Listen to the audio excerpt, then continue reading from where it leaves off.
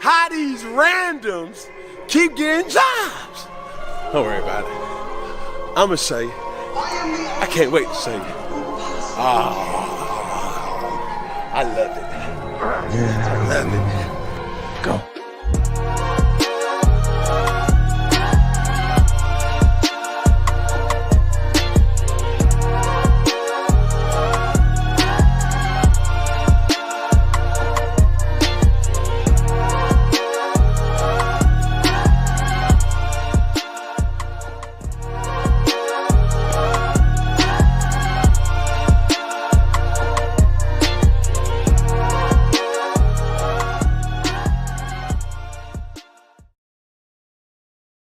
What's going on, ladies and gentlemen, and welcome to the NotBland Show. And I'm your host, Dujane Bland. And of course, you know we're brought to you by SportsJourney.com and Everything Nitro. And we are sponsored by Drag Race Bracket Bonanza. It was a wild one. It was a wild one in Dallas. Very fun. Very fun. And we'll talk about it in the next 2 weeks. But this is going to be our wrestling show here. But make sure that you go over to dragracebracketbonanza.com. There are 2 more races left in this countdown. And if you win free prizes, a plaque and some other things that they throw in there that sponsors of those particular races for Drag Race Bracket Bonanza throw in. There's been some cool packages that have come through this 2024 season. So with that said, we'll go to a message from our sponsor to show you how you can sign up. Drag racing fans, check out Drag Race Bracket Bonanza. It's the free, family-friendly fantasy bracket game. Now, after final qualifying at every national event, you can fill out your bracket for all the pro classes. It's free, easy to click on your picks. If you need some help, just hit the randomizer button to fill in the blanks. It's for fun, stay engaged, and pick your winners today.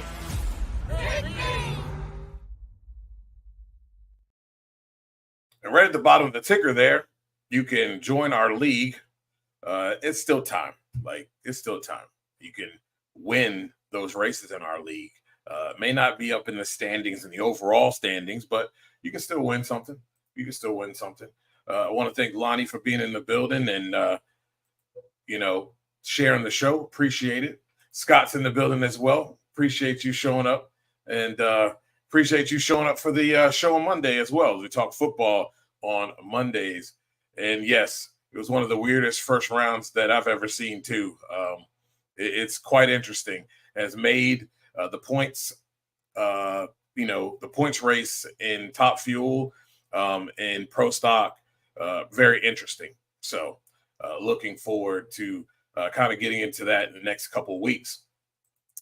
Without further ado, though, we're going to go ahead and we're going to bring in at least one of the No Spots podcast. You can catch them on Twitch. They do watch-alongs as well. They've done 2 here recently. The one here for the AEW Wrestle Dream, the Bad Blood as well for WWE. They do an excellent job. We'll bring in the first half of the True No Spots podcast, and that is the Sith Lord himself. How's it going, Dujane? How's it going, everyone? How's it going? Man, it's been quite the wrestling deal here going on for both AEW and WWE. I'll start with you on this one, starting with WWE. It seems as if WWE is trying to learn how to adapt to a 2-hour Raw.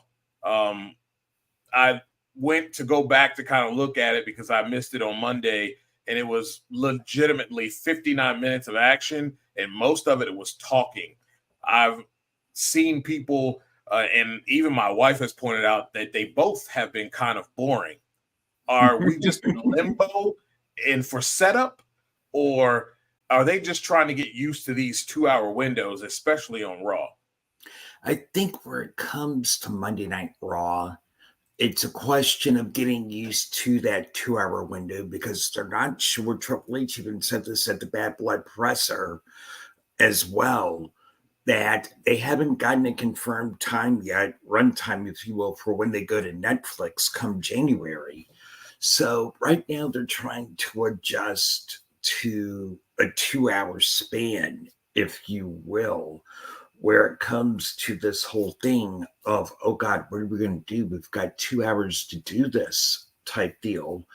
Whereas with NXT, they're just trying to adjust on the CW with not having that 7-minute overrun. Yeah. You know, because when they were on USA for all that time, you know, for the last 5 years, they were allowed to have a 7 to 10 minute overrun. But with the CW, as Champ and I pointed out over on the No Spots podcast, which you can find us on Amazon Music as well as Spotify, as well as Champ will have our stuff up there pretty soon too. That's where you can find us and everything on Twitch. With the CW, local affiliates are off at 10 o'clock, whether they're doing programming, whether they're doing the news, whether they're just doing whatever. At 9:58, 9:59, that's it. No different than SmackDown was on Fox. Right. Yeah. So I think a part of what Raw's rose last week was trying to get acclimated to it. This week, just to drop a little bit of a tease here, you're trying to build up both brands for something that's going to happen in Crown Jewel, champion versus champion, or a Crown Jewel title that you're only going to defend once a year. And it's just like, dude, you know? Yeah. I get that. Making a one-off event, you know, building up a one-off event, and really it's a throwaway event. And to come and break this in, we're going to go ahead and cue up the music. The champion is finally here. Hold on. I'm going to do the Wayne's World salute when he gets here. Let's go. We're not worthy. We're not worthy. What's going on, champ? Nothing. My computer being absolutely stupid, and that's why it took me so long to get in here. Your computer can need a deck. Sometimes those glitches happen. Love the Bullet Club shirt, by the way. Yes. I'll let you get in on this too. With that, talked about Raw and SmackDown kind of being boring. Right at the end there, I'm sure you caught that Sith talking about this build-up for Crown Jewel champion versus champion, a special Crown Jewel champion. What are your thoughts on that? I mean, they're trying something different. I get it, but the problem is that they tried this whole thing with having a belt exclusively for Saudi Arabia. If you all remember the greatest Royal Rumble ever gimmick that they tried, where Braun Strowman won it and won a belt, and we never saw that belt again ever again. But now they're trying something. They're trying that same thing again, but this time with the best champion on SmackDown, the top champion of SmackDown, the top champion of Raw, seeing who's the best of the best for 1 year. There have been a lot of differing opinions about that sort of this sort of gimmick. Is like, are you like this could undermine one of your championships and stuff like that? And I don't know if I agree with that, but I don't know if I disagree with that because of the fact that one match that doesn't have either title on the line shouldn't be a situation where the championship is devalued.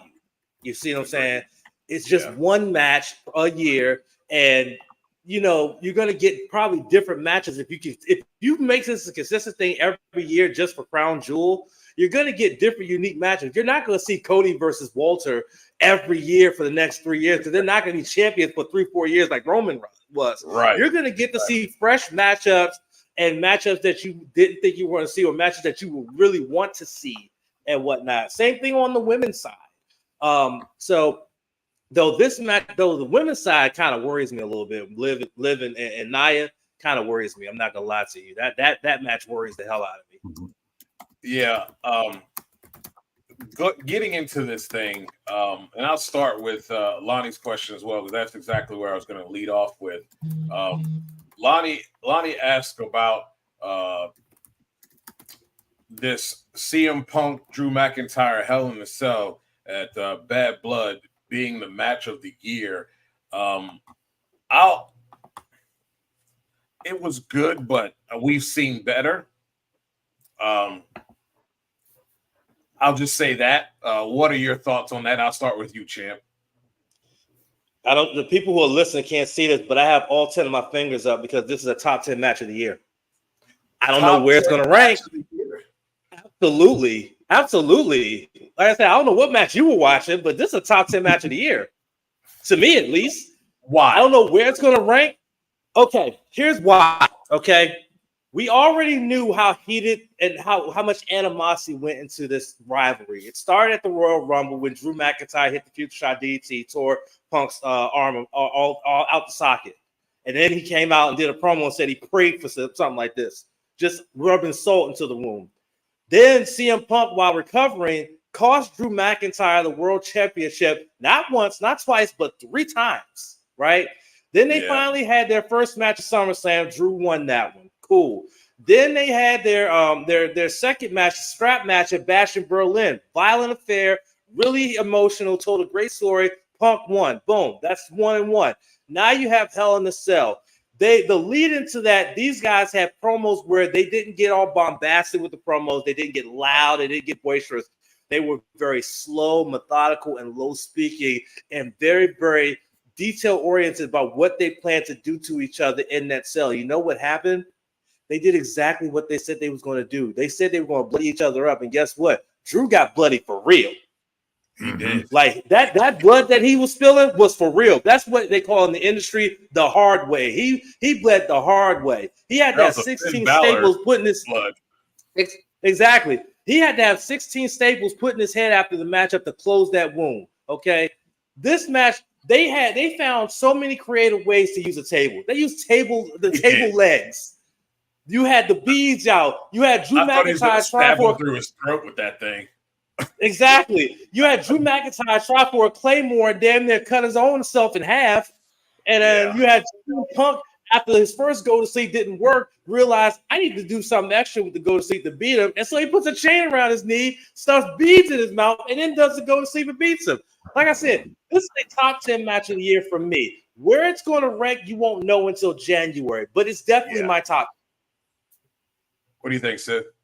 I agree with Champ. This is a top 10 match of the year, but is it my favorite match of the year? Probably not, because there was a match over the last 48 hours that's definitely a top 5 for me. That's Naito versus Zack Sabre Jr. That was a hot match. If you haven't seen it yet, Champ, tell me what I'm telling lies, bro. Nah, you're not telling lies. That match was awesome, and the result was even better. Yes, and did I not say the other night in pre-production, I think Zach's winning it. Yeah, and he ended up winning. Zach is the new IWGP World Heavyweight Champion, and he's only going to have 6 days to enjoy it because he's defending it against Sonata in his home country of England on Sunday. Yeah, incredible. I mean, Champ and I have a pod this Sunday, and we're probably, and if it's available for us to watch, we're probably going to watch that match that day. So we're going to be on Cloud 9 possibly come Sunday night, especially if the Commanders win as well. But going back to Hell in a Cell, this match accumulated something that I love, that Dujanay knows I love, Champ knows that I love, long-term story building. I mean, Drew was already out of the building when Punk showed up at the end of Survivor Series and Cult Personality Hits. And bit by bit, throughout the first 10 months of the year, this story is built out. These guys have worked together. They took us on one hell of a ride. And it's something that some companies need to remember. Sometimes your best stories are the stuff that's mapped out over several months. So that way you get back to it. Someone complained to me earlier this morning about the interactions between Jimmy and Jay last night. And I said, Survivor Series isn't for another 6 weeks, dude. Right. It's 2 days after Thanksgiving. Yeah. Of course, Jay's going to say, look, man, I said no, leave me alone. Of course he's going to do that. You're not going to let Jay say, oh, let's go 6 months beforehand. You're going to let him have some time to think, maybe talk to Sammy, and build this out. Yeah. Because that's what good storytelling does. And that's what Drew and, Drew being busted out the hard way. I'm sure Punk checked on him, when they were backstage. I'm sure they talked about it. Sith, what did the mayor used to say to us when he came on our podcast? We have a fan base that's all about microwave. Microwave fans. Fans. They want instant gratification. Right. Yeah, they want the instant gratification. So they immediately wanted Jay to immediately go back to his brother and go back and help the tribal chief, given that what led to Jay going on his own in the first place, and not realizing that this is the part of a bigger plot, which is that eventually Jay's going to be convinced to join back up with his brother and his cousin, and most likely Sammy, to go after this new bloodline and do their thing in Survivor Series. It's all set up really, really well. Yeah, I agree. We're going to get to that. What's next for CM Punk, though? Time off. I think he's going to take some time off and whatnot. I think that was the message in his promo, because right now Walter's main focus is the Crown Jewel Championship and Cody Rhodes at Crown Jewel. Plus, CM Punk has gone on record that he would never work a Saudi Arabia show. And so they needed a way to get him out the way so that if they want to go back, because before he got into this third match with Drew, he had made his intentions clear. He wants a shot at the World Heavyweight Championship, but you can't really do that if you're not going to work Saudi. So they had to have him cut his promo to say he's going to take some time away. He doesn't know when he's going to be back, so that Walter can focus his sole focus can be on Cody Rhodes in that championship. And then after that, you never know, CM Punk, if they make his return on the Raw after Crown Jewel, and once again make it known, hey, at the whatever, because there's going to be no PLE for the next 2 months after Survivor Series. Right. So Survivor Series is that shot for CM Punk to go after that championship. Otherwise, he's got to wait 2+ months to even have a chance, or try to go to the Royal Rumble and win the Royal Rumble to get that shot at WrestleMania. And I'm pretty sure that Triple H and his brain trust are probably planning multiple scenarios on how to get Walter and CM Punk in a ring for that championship somewhere sooner rather than later. And I think that once Walter competes in this matchup against Cody, and then that's passed, regardless of the outcome, I think that then the focus can be on CM Punk making his return and saying, I made a proclamation that I wanted that championship, and now I'm coming for that championship. And then there's Survivor Series, which is the fourth of your big four of the year, where that's the best place to have a big marquee matchup like that between CM Punk and Walter. And then you got to go there, because otherwise you have to wait 2 months or give it away for free on Raw. Yeah, exactly. And I don't think they want to do that. No. I'll go to you with this one, Sith. Liv's doing a great job as a champion. This whole new, Judgment Day is really interesting. How long though does she hold this title before Rhea gets it back? I would assume, just as we talked about, it's not going to be anytime soon. Likely, possibly Survivor Series, but could you legitimately push this thing all the way to have a big WrestleMania moment? Here's how I would do it. We're going to do some fantasy booking here, right now, spontaneously. Let's fucking cook. Here's what I do.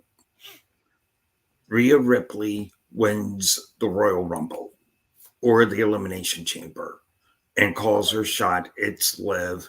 Rhea gets back the title at WrestleMania, whether it be night 1 or night 2 in Vegas. It'll happen in Vegas, because right now it looks like they're going to stretch out this Judgment Day thing and milk it for as much as you've got. And now that you've got Raquel Rodriguez in there, that adds a little bit more fuel to the fire, because who attacked Rhea Ripley from behind and cost her the possible title win over Liv? Raquel Rodriguez. So you can have Liv over here on Raw, dealing with stuff. Raquel could be the boundary between Liv and Rio. Then you have Liv either punch her ticket at the Royal Rumble or punch her ticket at Elimination Chamber, either or. And at WrestleMania, I think, whether it be night 1 or night 2, that's when Rhea gets the title back. Because Liv is right now doing the best work of her career right now. Agreed. She, with this whole revenge tour and the story that she's done and winning the title, she's proving a certain 70-plus-year-old man wrong. Yeah, I love what she's doing. And I'll transition to that into, I love what Nia is doing as well. I think they're giving her a pretty decent run here. My question, though, is when is Tiffy time going to happen? I mean, I think they're teasing this thing as if she could be the one to challenge her eventually, but that's really not set in stone because she can do what she wants. That's why it's a Money in the Bank contract. It very well could go either way. Champ, what do you see happening here with this Nia and this Tiffy time hanging over her head, so to speak? Well, I mean, I like the pivot that they're doing by having Nia put this idea into Tiffany's head to say, hey, once I annihilate Liv at Crown Jewel, you'll cash in and become the women's world champion. Tiffany is a very, very smart individual. That's why she only spent a very little bit of time on NXT and was an NXT Women's Champion and now is on the main roster cooking, because of the fact that she's very intelligent. She knows this wrestling game very well. She knows what she's doing. She knows that she can lull Nia Jax into that false sense of security. She's already had a couple instances where looks like she's going to cash in, but Nia kind of caught her.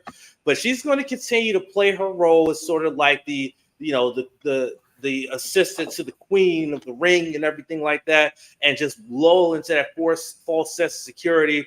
She's going to wait it out. It's going to be a big moment, so it's going to happen on a big pay-per-view. And it's going to happen where Nia's not going to see it coming. Boom, she's going to cash it because she has a year, so she has until July of 2025 to cash that in. So she could take her time. We've seen Money in the Banks go almost a year before they even cashed in. So it's not like she has to do it right away. She could take her time, wait it out, lull her to that false sense of security, and then bam, cash in on Nia, become the women's champion, and run the roost on SmackDown. And on top of that, she would be the face in that feud because she was already getting cheered at one point. So it would make more sense for her to be the face in this situation and Nia to be the heel. Because I can tell you right now, there are a lot of people out there that don't like Nia. Despite the fact that she's improved, you're right. Despite the fact she's improved a lot in the ring, there are still people that don't like Nia. They like Tiffany more than they like Nia. They will cheer for Tiffany more than they cheer for Nia. So she would be the natural babyface in that feud. And so it would make sense for her to have it. I'm telling you, the moment that she cashes in on Nia Jax, that crowd is going to go absolutely insane. Yeah, I agree. I think it's going to be a huge pop. And I really think we'll get to AEW soon, but both of these women's divisions are pretty stacked with young talent. And I like the way that, Triple H and company is displaying this talent in the storylines they have. Again, like Sith said, this is about a long-term storytelling like they used to do. And that makes it more interesting. And speaking of long stories and storytelling, this here was amazing. I don't know if any of you had the wherewithal or thought that Jimmy would return at Bad Blood, but when I saw the hooded mask, I knew it was him. What a heck of a return, huh? Seth, you go ahead and talk about it. Oh man, I was live reacting with Champ when that happened, and all I thought was, wait a minute. Yeah, this could be Jimmy. Sitting in the back of my mind, this could be Jimmy. And then everything comes off, and it's like, holy shit, it's Jimmy, And then, literally paying respects to the only tribal chief. Let me say that again. Only tribal chief. Champ and I do not recognize Solo Sikoa as a tribal chief. We don't. Not. He is being pulled by the puppet strings by The Rock, I think, but he is not really the only tribal chief, Roman Reigns. And you're starting to see Jimmy go back and now working back into the good side of Roman, not the side where he's just the henchman over here. So I could see a situation where Jimmy's back, and the good thing is that after Survivor Series, Memphis, that's a good one. There's a very good thought. After Survivor Series, I could see Jimmy trying to do a singles run, maybe go after the mid-card title. Right. On SmackDown. Yeah. Try to get away from the bloodline stuff for a while. Let that cool off. Let Solo and company do their thing over here. Let Roman and company do their thing over here. Then maybe pivot back to it with The Rock at WrestleMania, because I think you're going to get Roman Rock at WrestleMania. Do not listen to He Who Shall Not Be Named. He throws darts at a dartboard to figure out what the fuck to say when it comes to pro wrestling in general. That's why Champ and I don't recognize the guy, because Rock shut him down and said, don't listen to that son of a bitch. Exactly. Facts. Because he's an idiot. Yeah. I really like the story that they're telling here. It's really amazing what they have done. I'm waiting for the wise man to come back. I'm not sure how that all plays in, but I do like what they're doing here with Jimmy and what Jimmy said to the only tribal chief, that he's a chief with no tribe. And, it was very interesting. But this whole build up, especially just with Roman and his comeback and that deal is going to be very interesting. And they're doing a very good job of that. I'll throw this at you, Champ. What Lonnie said here. Yes, it does seem that there's a little bit of a feud going on. There's a little bit, of anger and resentment here between Xavier Woods and Kofi. That would be interesting to have Big E as the referee, because he could do that. He could do that without, hurting himself. Could you see this being a possibility? Given the developments from Raw on Monday night, that's a strong possibility, because Kofi Kingston lost to Braun Breaker in what was a really competitive matchup, and then afterwards, when Braun looked like he was going to go after him, he ended up running away when Xavier came out, and then he tried to attack Xavier again, and he got to Xavier, and then Jay came out to send them all back, but then Xavier brought up once again the whole situation of, hey, I thought I was the quarterback and I was the one running the play. So he still got that bravado that because Kofi's a former world champion, that he doesn't have to listen to him. And I'm pretty sure that they're really, really leaning into that. So that is a possibility of a matchup. There have been backstage reports of Big E getting involved some kind of way. So Big E being a special guest referee is not far from the realm of possibility.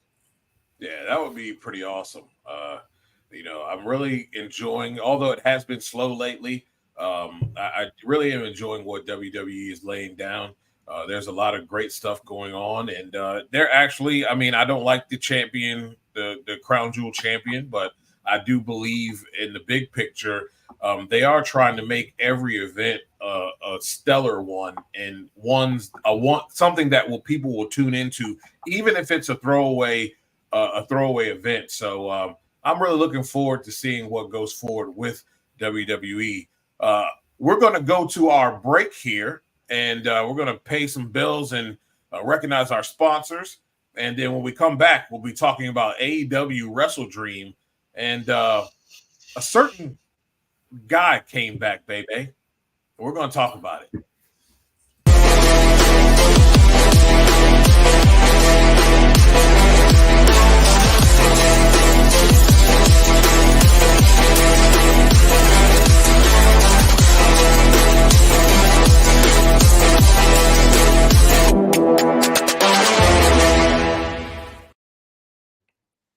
It will be this Wednesday, ladies and gentlemen, that it will be Buddy Hull talking to the man they call Hulk Hogan, Matt Hagan.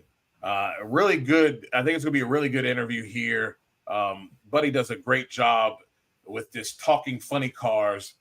Look, if you are not a drag race fan and you have not and do not understand funny cars, this is a great show you can watch. And it's on the NHRA's fast channels, all the free channels on the Roku, Tubi, Samsung. You can go and download it, find it, and watch it for free. Comes on this Wednesday at 8 p.m. Don't miss it. Well, we had Wrestle Dream, and it had very good surprises. What I want to say first, though, is AEW over the last 2 months, 3 months, especially this last month and a half, have done a stellar job in telling stories, but telling stories that seem to be going on for the long term. Nothing quick here. Some of the changes that we've seen with Moxley and that change, they deserve a lot of credit for the shows they've been putting on, and like I said, the storytelling that has been happening. Would you agree with that, Sith? Yeah. If I could take a snapshot to about the last 14 months, we've had some glimpses of long-term story building, but it's been more aimed at the people that, as our good friend Mayor says, are microwave fans. They want instant gratification. They don't want a story to play out over several months. Well, you get to Wrestle Dream and you watch the show, and I'm not going to give out my official grade until Sunday night with Champ over at the No Spots podcast. Make sure you guys go over and check that out so you can get the grade. Mm-hmm. But I will tell y'all that on rewatch, and I rewatched it yesterday because, as Dujane and Champ both know, I was doing the live reactions on Twitch, so I had to have my TV muted. So I watched it yesterday, and I'm seeing something in AEW, and it's something that Champ and I had been pushing for, is a return to more long-term story building. You had the return of Adam Cole, MJF coming on leave from shooting Happy Gilmore 2, which I can't wait for because I love Happy Gilmore. I think it's a hysterical fucking movie. You had the Hurt Syndicate trying to lure Swerve Strickland when he came back. You had just so many revolving parts. Daniel Garcia, who literally has an issue with the MJF. Everything going on with the BCC and what happened with Danielson and how that was all accumulating. You had a very good mix of, I need to be spontaneous. But you also had not only the, I need to be spontaneous, but for sickos, you really started to see long-term stories to where right now the BCC, you can have individual rivalries going on with several people within and have a prediction. Either by as early as Revolution, as late as Double or Nothing in Las Vegas, more than likely, Darby Allin will become AEW World Champion. It's coming. If he can survive that long, man, I love Darby, but good Lord, he survives. Good Lord, Champ. I mean, this guy puts his body on the line in every match. In every match, I hear the King talking about, he's broken half. Because Darby is about to break himself in half. Darby Allin has gotten his motivation and his inspiration from Jeff Hardy, and so he's playing from that Jeff Hardy playbook and whatnot. But one thing about Darby Allin that you can never take away from him is his dedication to AEW and his love for AEW. because of the fact that AEW was the first major promotion in North America to give that man a chance to be out there and to apply his craft and make a living plying his craft.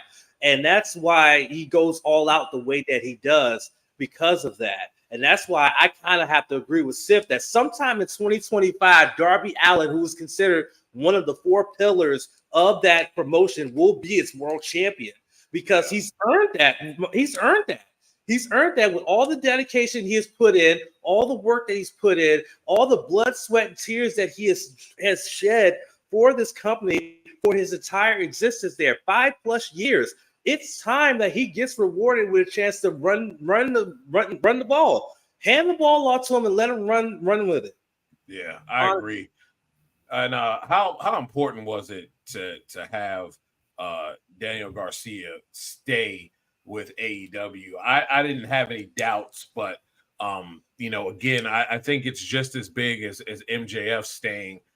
These are, like you said, some of the pillars of AEW, and they need them. They are the future, especially with I would assume we saw the Dragons' last match at Wrestle Dream, which is sad. It did seem like he was taking it all in, didn't it, Sith? A part of me thinks he's been taking the last month or so in, knowing damn well that he needed to take time off, retire from full-time competition. He'll be back as a part-timer.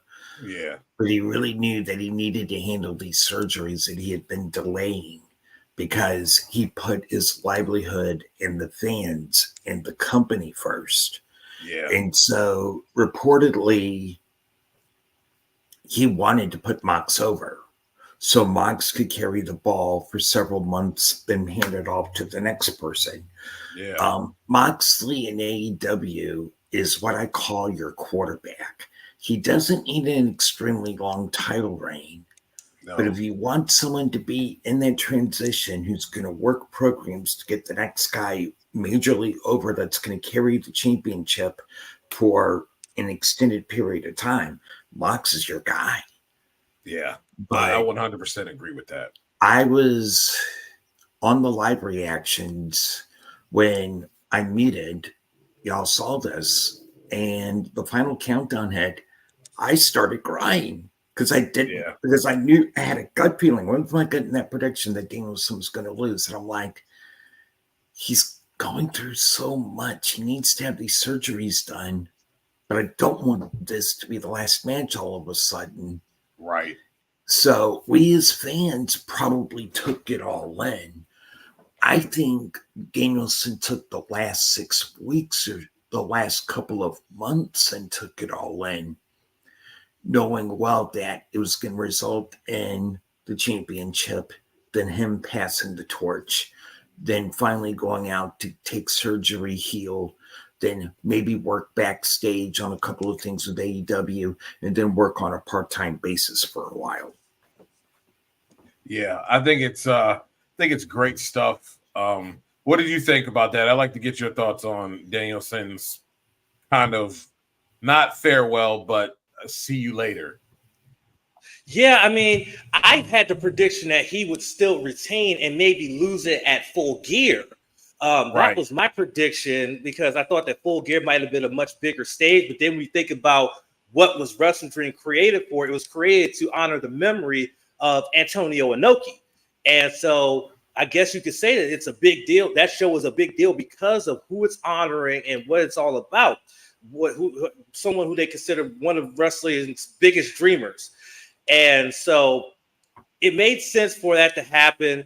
And then for the post-match attack to really add more heat to this group with Wheeler Yuta being the one to do it after Wheeler's been conflicted about being on Danielson's side or being on the side of the team that he's champions with, and it's just everything culminated in that moment. And you're just looking at a situation where, man, this group is going to have a lot of heat on them moving forward for the next couple months until someone deals with them, and it's probably going to be Darby or somebody else, because we know that we know that Adam Cole's gonna be busy with MJF. MJF's got a couple people on his ass, which I'm pretty sure he's fine. He's fine with that because he don't care. But we already know who's going to be dealing with what and everything like that. So I think that they're going to have a lot of heat going on them for the next couple months until someone takes that title off of Moxley, which will probably be at Revolution or Double or Nothing. But as Sip alluded to earlier, he doesn't have to have a long run with the title, but he can do a lot in a short period of time with what he's got going on. So, where does go ahead. Where does the Undisputed Kingdom lie with Adam Cole? Do you think that's still a thing? That's a good question. Apparently it was announced. He came out kind of facey. Facey. Yeah, it was announced on social media that he's going to come out and make his first appearance since returning.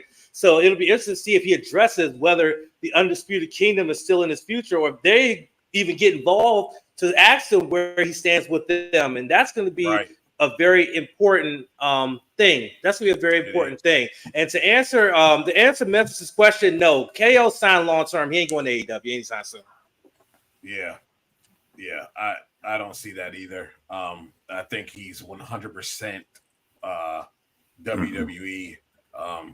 I want to get into the Hurt Business returning here to which I feel like WWE did not allow to develop. When do we see our great almighty Bobby Lashley show up? It's coming. Matter of fact, there was a report that came, I think it was from Fightful, that said that they were thinking about having him debut this past Saturday at WrestleDream, but with the returns of Daniel Garcia and then MJF and then Adam Cole, they didn't want to have his. Yeah, it would have been a diminished returns for Bobby Lashley. So I think they're Bobby saving Lashley it here. I think so because I think he owns the trademark to his name. I think he owns the trademark to his name because he used it in TNA. Beautiful. Yes, beautiful. So he'll still be Bobby Lashley. Only thing is that the Hurt Business will be known as the Hurt Syndicate in AEW, not the Hurt Business because that's AEW, a WWE name. Yeah, Hurt Business was a WWE trademark, whereas Hurt Syndicate, I think MVP secured the rights to that one, and so they're going to be known as the Hurt Syndicate. And I'm gonna go out on a limb here, and I want this on record. I think that what Swerve did at WrestleDream, saying he's going to be loyal to family, I think that's going to be a huge pump fake Swerve, no pun intended, and he's going to be part of the Hurt Syndicate by the time 2025 come around. I'm telling you right now. I think so too. Yeah, I think so too. Could you imagine that faction with Bobby Lashley? Sheldon Benjamin, an underrated wrestler, and Swerve Strickland with MVP. Yeah, Sith? And I'll double down on that. AEW Revolution is when the Swerve hits. AEW Revolution. No, the report about Kevin Owens. Let me go back to that real quick, then I'll get to the Hurt Syndicate. Sean Ross has said that yes, WWE has sent Kevin Owens, a new deal. It's just a question of whether or not he puts pen to paper or if he explores his options. I still think he's going to stay with WWE, although he has a lot of friends in AEW. Absolutely, he does. The bottom line is WWE is where he could probably make more money, but it is what it is. Wherever he lands, it's going to be awesome. Now, back to the Hurt Syndicate, though. I had that gut feeling watching it live, and I saw the subtitles on my screen. I'm like, he treasures family after digging Prince Nana through the dirt. Yeah. Like everything that happened under him. And I'm thinking, if not before Revolution, it's going to happen there. Swerve's turning heel. Yeah. Right now he's got the crowd behind him and he's red hot. But at some point he's turning heel, joining the Hurt Syndicate. And he's his best at it as a heel, though. I mean, I appreciate his run as a face, but I would have preferred the heel swerve. That is his best work. And I think that's where he belongs, honestly. That's his lane. By the way, speaking of the Hurt Syndicate, Shelton Benjamin is going to make his AEW in-ring debut this Wednesday against Leo Rush. That's two underrated wrestlers. That's going to be fun. That's going to be a lot of fun. Yes, that's going to be a fire match. I'll tell you another person that I'm looking forward to is this young lady here. That's my girl. That's my girl. Come in the way she did with Storm, and then to have to break off on her own. This thing that she's doing is absolutely unbelievably the greatest thing. What a way to come from Storm into Mariah May the way that we have, and there's been no downfall. She has carried this championship at the same level as Toni Storm. Absolutely incredible, huh? Okay, I'm going to speak on this one because I know Mariah May somewhat personally because during the pandemic, when there was no wrestling in the UK, no indie wrestling in the UK, she got into Twitch streaming, and I ended up being one of her followers, actually one of her VIPs, actually. And I got to talk to her a lot. I got to play games of Among Us with her, and I got to watch her. And this was after she was a part of the speaking out movement because she had something happen to her, and the groundswell of support that she received was just massive. And she just turned and she just became this really big Twitch star, ended up becoming a Twitch partner, and really had a lot of groundswell support and everything like that. Then when the indies started slowly coming back in the UK, she got back on that horse and got back in the ring. And I got to watch a lot of her matches in the UK, and a lot of people don't realize that what you're seeing here was cultivated in places like Rev Pro in the UK and the other smaller indie promotions, where she could play both the face role and the heel role perfectly. But she's a much better heel than she is a face because she is the glamour. And so when she went over to Stardom, and she signed with Stardom earlier last year and did her thing in Stardom, I was so proud because I said, this girl has worked she's worked her ass off for years. And she's not been in the business that long, but she's worked her ass off to get to this point where she's now in Japan. She became a tag champion. She had a great run in there in Stardom's version of the G1, the 5-star Grand Prix. Then after her run in Stardom ended, brought her over here to AEW. She had a bit of a slow start in AEW. But then when she latched on to Toni Storm and she started having that run with Toni, you started to once again see the very personality that I got to get to know very closely and very well from her Twitch streams. That same personality and whatnot. And then when she broke out the glamour after she won the Owen, then I said, now that's the in-ring heel persona that I know and love, that she used to usually break out in her streams when people got on her nerves. So you got to see this. So a lot of people are learning about Mariah for the first time in this last year. I've known about this Mariah May for the last 4 years. And I can tell you, when she first debuted, I cried tears of joy because I was so proud of this woman who I got to know very well, is now on the big stage and everything like that. I'm sure her daughter is proud because she has a young daughter, and I'm pretty sure that her daughter's well taken care of now and everything like that. It's just great to see, and it just makes me proud of someone who's going to always be a loyal member of what she called a Twitch community, House May. Yeah, that's awesome. And since this women's division is really strong now, a lot of big players. They brought over Mercedes Moné, but I like the way they're using her. They don't need her to be out front. They have homegrown talent that can be out front. And I really appreciate the fact that, okay, she does have the TNT title. I like the way they're going about that. But because she is already a big star, she's just setting someone up to put someone over eventually. Yeah. But this division is really solid, isn't it? This division has grown over leaps and bounds. You have people, Anna Jay just got from a Stardom excursion over in New Japan Pro Wrestling, and she has grown. She has outgrown, I'll be honest with you. She remembers the Dark Order because Brody Lee was one of her mentors. God rest John Huber's soul, great man. You know, she was in the JAS and things went there, of course, with the JAS. She went to Stardom, and a lot like Jack Perry going over to New Japan, they have both come back, and you have this grand swell of talent. You've got Mariah May. You've got people like Toni Storm and Mercedes and Nyla Rose that you can call, and Athena, that are your top talents here.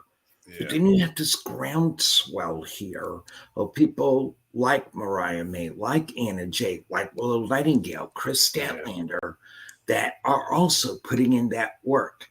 And I think what's happening is, I think a message got to Tony Khan and the people in AEW. You say you've got the best women's division, you need to start acting on it, because in reality, TNA's Knockouts division still runs circles around AEW at times. Yes. And this is coming from someone who remembers TNA Impact when it was in the absolute shitter. And you couldn't even get a lap rat to watch Impact Wrestling on a regular basis. And now you're getting to a point where AEW's found their niche over here. WWE's got their niche over here. TNA's got their niche over here. You have so much support here. You've got GCW allowing women into blood sport. No, Britt Baker, she's coming back. And I think that Britt is another one of those groundswell people where you can either put her into the title situation or work her into putting people over. She's willing to be a team player. The problem is that she was banged up with injuries. Then she also had that stroke, that medical issue, whatever it was, and everything just compounded. And that's why you haven't seen Britt. So Britt's not a has-been by any stretch. It's just that when you're off TV for a year, you have to work your way back up the ladder. It's not just as simple for most people as, oh, you're back, we're going to put you right into the title. No, you have to work your way back up, and that's what Britt's doing right now. And along the way, she's putting people over, which is what you want to see. Yeah, I love what I'm seeing there, and it's great to see from both companies how well the women's division and how strong those women's divisions are. One thing from Wrestle Dream that I was really excited about is these cats here, Private Party. I was hoping that they might win the titles, but I think this is they should have. I think so. They missed the moment. They absolutely missed the moment. They absolutely missed the moment. If they won, the crowd would have blew the roof off that place, man. If they won. Yeah. Here's the thing. First off, y'all are being way too complimentary of the AEW women's division. Talent-wise, it's stacked, but presentation-wise, it's ass. They get one match per show for less than 10 minutes. I've said this on the podcast many times. That they need to fix. Tony Khan's been need to fix that. But back to Private Party. I said this when we previewed Wrestle Dream on episode 260. I said this is the time right here. Private Party has to win the tag team titles. They have been on this grind and have been a backbone of this tag team division since they first came in 2019. They beat the Young Bucks in the first round of the tournament to determine the first tag team champions. This was the time right here, right now, where you should have crowned them the champions, given them that big moment. Yeah. What does Young Bucks have to gain having the title for another month or another pay-per-view? Not a goddamn thing. They don't need it. Exactly. So that's why I said this was your chance to make a big moment and give that crowning achievement to this team who's gone through so much and stayed the course. And not only that, but continue to evolve You had a chance to give them that crowning moment like you did the Acclaim 2 years ago in Arthur Ashe Stadium, and you blew it. You missed it. You didn't do it. This was the one misstep from Wrestle Dream right here. You had a chance to make a crowning moment and a crowning achievement for one of your original tag teams, and you blew it. And for what? Yep. For the Young Bucks to once again hold the tag titles for another month and then win again against a team that no one believes in. And then we got to keep doing this over and over again until next year, which I'm not a fan of. I'm not a fan of it either. And AJ, thanks for tuning in, buddy. We have fared well here with these storms. And yes, I'm going to get to that Shane O'Mac deal. We're going to talk about that here in just a second. And AJ works for one of the best teams in the business. You just got to say it. John Force Racing over there. Love everyone over there. And the access that they give me is incredible. Appreciate you guys and appreciate you, AJ, as well. Missed a moment. Could you imagine? They would have blown the roof off of that place if they had won. I don't see any gain here for having them carry the titles any longer. So here's my thought, and I've been kind of passing this. Me and my buddy been passing this around here with this turn that we're seeing with certain factions. Do we see a roster split here? And do we see a split of the company where we have a infighting where Shane is the leader of one company of AEW, and then we have the other side led by the EVPs maybe? Do you see a roster split coming possibly? I'll give you one. Take a sip first. If go ahead, they do a roster split, they have to do it the way the WWE did the roster split many moons ago, back when it first started, where you had Raw here, SmackDown here, you had the big four. So in the case of AEW, Revolution, Double or Nothing, All Out, Full Gear, that would be your combined pay-per-views for both brands. And since you're going to the monthly pay-per-view model with Grand Slam in Australia and all this other stuff, your other pay-per-views could be launching pads for, like, the Dynamite brand does this one. The next one, okay, Collision will do that one. Because the only time they really attempted, and it was piss poor at a brand split, was just to get people who wanted to work with Punk on Saturdays and people who didn't want to work with Punk worked on Wednesdays. And it really sowed a lot of discord within the IWC because people were like, this is bullshit. This is just trying to equate people that don't want to get together and talk their shit over and be grown-ass adults. Was exactly what was going on. You had a bunch of people that didn't want to work out their issues like grown-ass adults and do what's best for business. And instead, what you end up with is a lot of discourse and piss-poor booking, men and women. I mean, the Bucks the other night, I had them winning because I had the gut feeling that Tony Khan wasn't going to pull the trigger. Yeah. And I'm pissed off at Tony Khan for not pulling the trigger because that's one prediction I wish I would have gotten wrong. Yeah, agree. You had a chance to put someone over that earned their wings, went through a lot of shitty booking in 5 years, and you blow it. So here's what I would do. In theory, the AEW Women's Champion would go to Collision. Why? Mercedes Moné is your TBS champion, so it only makes sense for Dynamite to have that. Champion on TBS. Jack Perry would go to Collision. Why? TNT champion. There's no need for him to be on TBS. He could be a part of the elite faction fighting against Shane on Collision. You could have the elite trying to pull the strings to run Dynamite, Shane pulling the strings to run Collision, and Jack could be trying to undermine with a bunch of heels trying to undermine Shane's authority and stuff like that.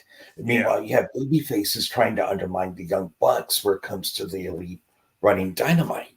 So you have some possibilities here, but the question is, will Tony Khan pull the trigger? I don't think he will. Take in mind what he does with 0 Hour every month. It's an hour and a half ROH infomercial. It's called you get a match, everybody gets a match. Champ and I've gotten to a point where we don't live react to 0 Hour because of the spontaneous booking of it. And also the fact that we're just like, we don't watch ROH, so we're not really invested in 0 Hour. Yeah, exactly. I agree with you on that. That does take away from things here, with what they like to do. And he is stubborn, man. He is one stubborn cat, and it's very, very difficult to get him to see things, in a way that could really benefit, AEW and for the long term. When we come, we're going to take one more break, guys. We're going to go over just about 10 or 15 minutes. We're going to take one more break, and when we come back, we're going to have Sith talk about what can be improved with AEW. We're going to have the Champ talk about what can be improved with WWE. We talk good about them, but there's always room for improvement. And these guys are some of the best at seeing the whole entire vision and giving you a real, true analysis on where things can improve. We'll do that right after this word from our sponsor. Drag racing fans, check out Drag Race Bracket Bonanza. It's the free, family-friendly fantasy bracket game. Now, after final qualifying at every national event, you can fill out your bracket for all the pro classes. It's free, easy to click on your picks. If you need some help, just hit the randomizer button to fill in the blanks. It's for fun, stay engaged, and pick your winners today.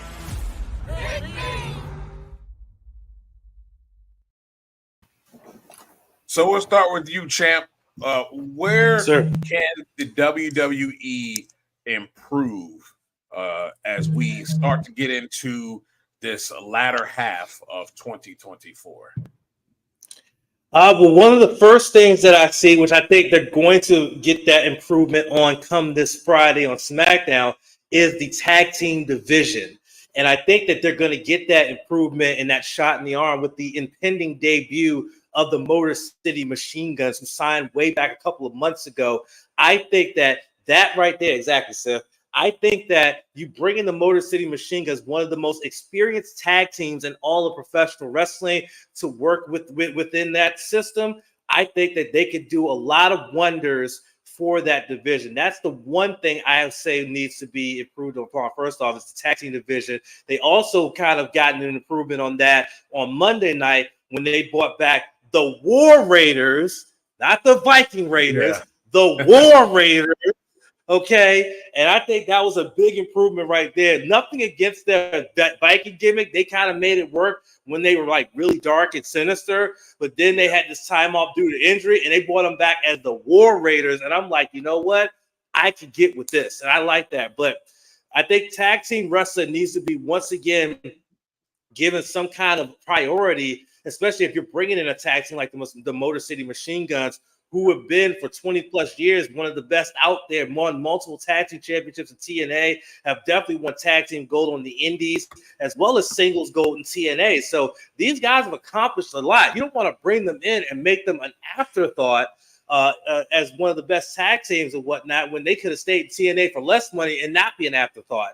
So I think that they got to be smart here. The other thing they got to work on, they got to continue to build, they got to continue to train up Jade Cargill, okay? Because they brought her in and they built her up as this massive star, but it still seems like she's quite limited in ring, which is why she's in a tag team with Bianca Belair as tag champion, because she's still nowhere near ready to be in a singles match by herself unless it's going to be a squash match. And I don't think you want to put a star of this caliber into a squash match. You want to put her into a legitimate competitive matchup against a legitimate competitive foe. And I think that is going to be Bianca Belair at WrestleMania, but they still need time to develop this girl. That's why she's still in the tag team. But eventually, she's going to turn on Bianca. They're going to have a match at WrestleMania, and by the time April comes around in Vegas, I think that Jade Cargill will be more than ready to hold her own, and they're going to put on a banger.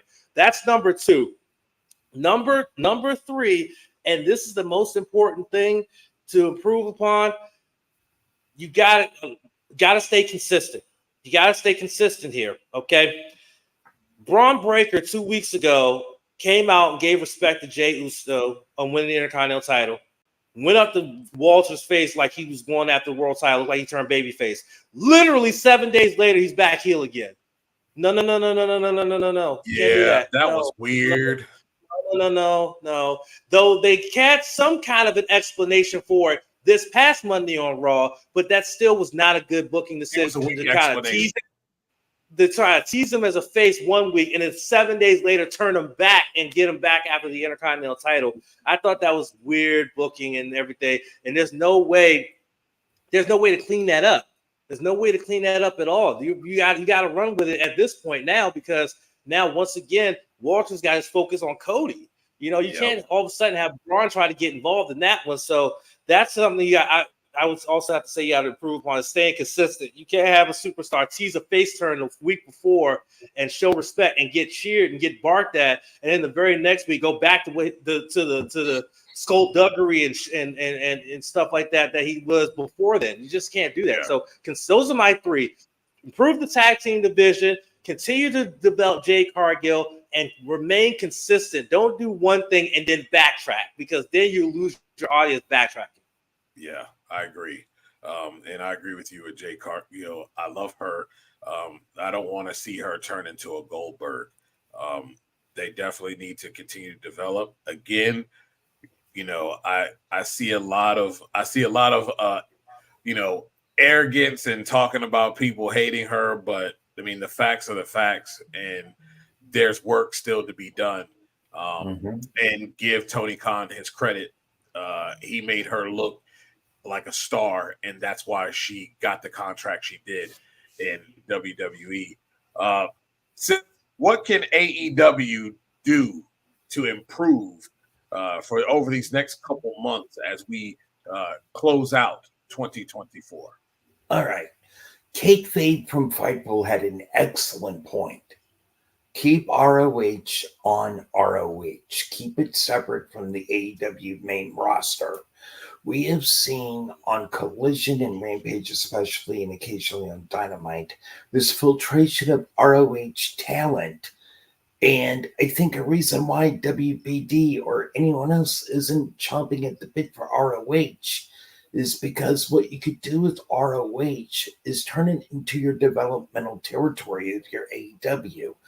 Use ROH and the title program there to develop your talent the way that NXT is used to develop the talent. You can send some of your main roster talent down to ROH to help build these people up. But when you have a Brian Cage, who's a really good wrestler, as your world television champion over in ROH, you can have him help develop this talent to get them ready. So my first key is have ROH become your developmental territory, and maybe run the ROH shows the way that AEW Dark used to be like, or bring back AEW Dark. That wouldn't be bad either. Right. One thing that Champ said, put more women on the pay-per-views. There were only 2 women's matches this past weekend on the pay-per-view. That was unacceptable.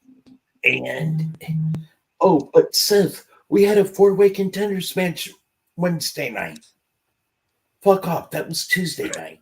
You had plenty of time for the body to somewhat recuperate to add a 3rd match. What did you have? You had Mercedes show up and do a little segment there. And it's like what Bug Culture said. Why isn't Mercedes clicking now? Well, she's not clicking because people are bored with the CEO gimmick. Yeah. They're getting bored with it. They realize, wait a minute, there's different hair color, different titles, CEO. Or that it's Boss Time 2.0. That's why I call it on the pod, Boss Time 2.0. You have to refine your women's talent to be at their strongest suits and also put them more prominently. So that way, when you say, I've got the best women's division, it actually means something more than a punchline for me and Champ to throw around every fucking week. Yeah. And Agreed. a key thing now is you need to seriously build up a tag team division so the Bucks lose the titles. If they're going to be on a limited schedule, which they were this past summer, they don't need to have that gold. No, they don't. They've had it too long already anyway. It should have gone to Private Party because Private Party worked their asses off. Tony Khan, I've said this on the pod before. Private Party was in college, going through college at the time they were going to AEW. And Tony Khan told them, I'll make you a deal. Maintain a 3.0. I'll pay your way through college. But maintain a 3.0. So get the Bucks off the tag team titles with a legit contender who's going to carry the titles. Give Okada more to work with besides bitch. Yeah. God. Yeah, it's bad. That's bad. I'm telling lies. Okada can be an excellent heel. He could be. But Champ and I saw this on New Japan. But you're not getting that in AEW. You're getting a goon. And it is. It's bullshit. It is. And one last key, get back to more long-term story building. I guarantee you, your ratings will go back up if you stop worrying about the microwave fan sickos out there so much and worry about the quality of your product. If you worry about the quality more, you'll be balancing out your numbers come January in streaming as opposed to people just waiting until the next day to watch it on DVR. Exactly. Agreed. You guys made excellent points.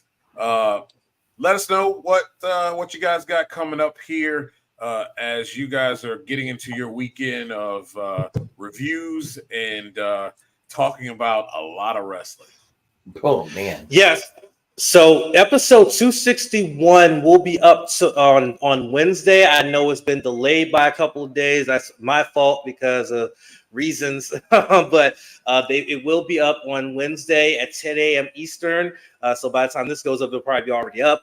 Or by the time y'all listen to this, it'll probably be already up. 262 will be recording right after the late games of football. We'll be talking about Wrestle Dream and everything like that. We'll be using our 3-and-3 method because we're not covering all 12 matches. That just takes up too much time. So we're going to do our 3-and-3 method. 3 matches we love, 3 matches we like the least, 3 matches we like the most, 3 matches we like the least, and look at a full week in review, looking back on what happened on Raw, what's going on with NXT tonight. Also, Dynamite, the fallout from Wrestle Dream on Dynamite and on Collision. We may or may not include Rampage. It just depends on how the quality of Rampage is. Last week's Rampage was so bad, we just omitted it. We didn't even bother talking about it. I didn't even watch it. No, you didn't miss much. You didn't miss much. But that's what we got going on upcoming for episode 262 of the podcast. There's also a bit of an announcement at the beginning of 261 that I think a lot of people are going to want to listen to. Yeah. Awesome. So make sure you guys are checking that out. And fellas, it's a blast. Like I said, you guys' knowledge of wrestling is absolutely impressive and second to none. That's why I have you guys on this show. And when we do these shows, it's absolutely so much fun. I learn, the fans learn, and I want to thank you both for taking the time today to be on the NotBland Show. It's a pleasure as always. Absolutely. Right. Always enjoy it. Until next time, fellas. Thank you. Peace out. Yes, See ya. Peace out. Sith and Champ, man, they know so much. And they have a really good perspective on the wrestling sport. And with all the brands, that's what the crazy part is. It's not just with WWE and AEW. They know New Japan, They know TNA. It's very impressive what they do. Ladies and gentlemen, thanks for tuning in. And like I said, next week, we will probably talk a little bit of NHRA. And we'll preview the following week with our guy, Dave W. Gonna line up a guest. Hopefully we can get him. And it should be fun. Again, tell a friend to tell a friend. Like, subscribe to the show if you're new. Share it with others. Have them subscribe as well. That helps us out so much when it comes down to sponsorships. And we're going to be working really hard on that coming into 2025. Well, I tell you, it's always a pleasure with you guys. And, man, I look forward to next week. A lot of football going on. Catch the articles, the video articles that I do on sportsjourney.com as I cover the NFC South. So if you're a Saints fan, you're a Bucs fan, you're a Carolina Panther fan, a Falcons fan, I'm your guy. A lot of great stuff on the site, though, Commanders and the like. So check us out. Well, ladies and gentlemen, I'll be seeing you guys on the next podcast. All right. Thank you so much, and good night.